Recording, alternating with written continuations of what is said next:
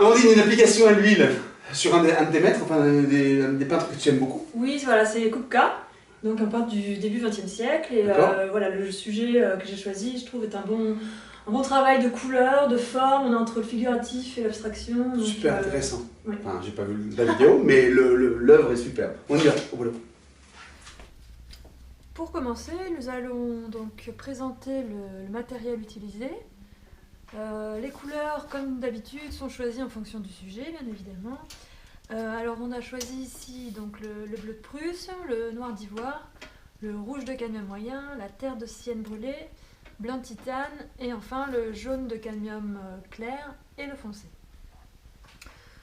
Ensuite nous avons du médium à peindre, comme ça va permettre de fluidifier la peinture, de la rendre plus facile à travailler et de meilleure qualité également.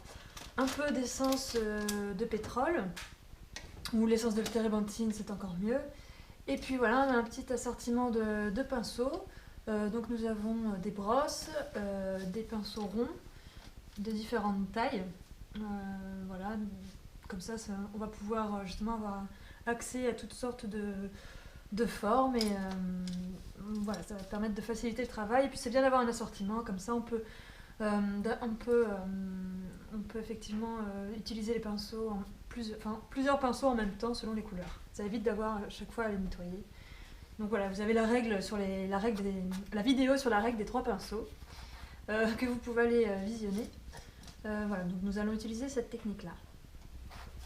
Donc on va commencer voilà, par donc le dessin. Une fois que le dessin préparatoire est fait, on n'a plus qu'à appliquer les couleurs. Alors on voit sur l'œuvre de Kupka que ces touches il y a beaucoup de matière, surtout des larges touches. On voit la texture de la peinture. C'est vraiment pas une peinture comme on dit, qui est léchée. Là c'est assez brut.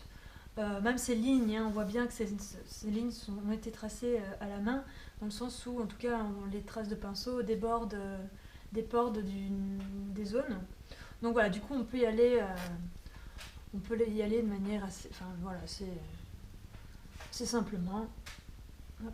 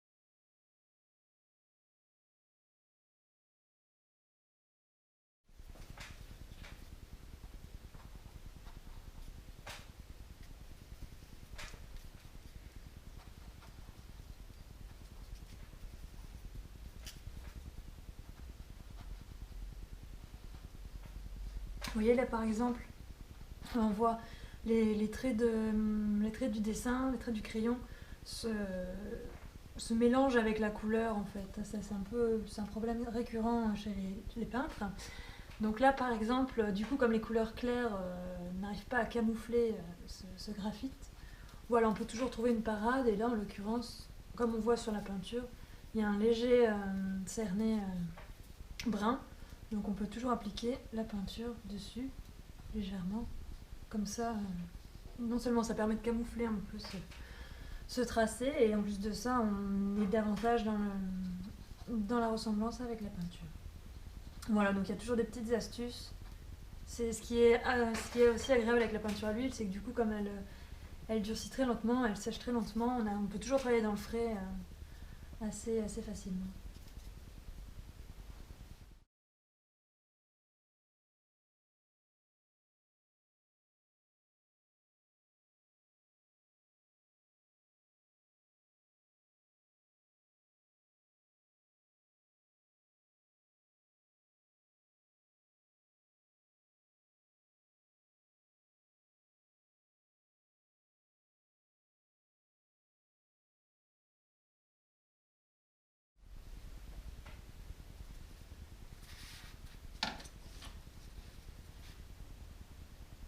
Voilà, on adapte aussi bien évidemment le pinceau à la surface à peindre. Donc là déjà on va commencer à atteindre des zones plus petites. Donc enfin voilà, c'est pourquoi j'ai pris un pinceau, une brosse plus petite. Et comme vous le voyez, c'est pareil, on peut peindre avec des brosses, enfin des touches épaisses. On n'est pas du tout dans le détail ici, hein. Donc on peut, voilà, finalement c'est une peinture qui peut se réaliser assez facilement, en tout cas de cette manière-là. Après, Kupka, c'est certainement ce qu'il a fait d'ailleurs, c'est-à-dire on peut superposer les couches. Par exemple, on aurait pu, dans cette zone-là, là vous voyez que j'ai faite rapidement et ça rend très bien aussi comme ça. Mais on aurait très bien pu effectuer une première couche en ocre ou en terre, et ensuite attendre que ça sèche pour revenir par-dessus, faire les touches plus claires comme le jaune ou le blanc. Voilà, donc il y a plusieurs méthodes, mais au final, voilà, c'est à chacun de trouver celle qui lui correspond. Et là aussi, c'est enfin, la technique qu'on appelle à la prima, c'est-à-dire en un seul jet, en fait. Travailler dans le frais.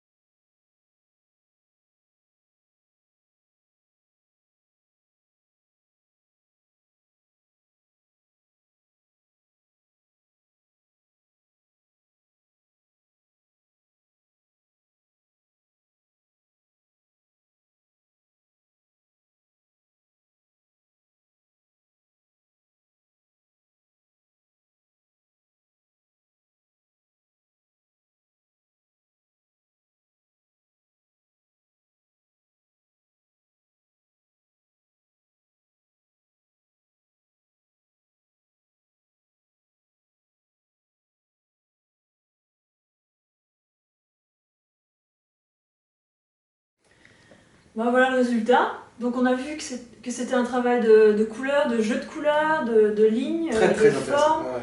Voilà, on a un peu le travail de toute la peinture, c'est-à-dire qu'on justement manipulait toutes sortes de pinceaux parce qu'on va travailler plusieurs formes en même temps, etc. Donc voilà, je trouvais que ce tableau était intéressant pour cette technique-là. Et puis surtout, on n'est pas dans le détail non plus, on n'est pas, c'est bien. voilà, on n'est pas obligé de Je recopier. suis d'accord. C'est pas une copie fidèle, on peut interpréter ce genre de tableau-là, donc c'est agréable. Il est très frais, il reste très frais. Le refresh, non, vraiment, en plus une belle synthèse, tu l'as dit tout à l'heure en intro, entre l'abstraction et la figuration, un peu de liberté. La liberté pour vous en inspirer, le copier, voilà, c'est déjà un bel exercice. Et puis après, vous en inspirer pour le mettre à votre source. À vous maintenant.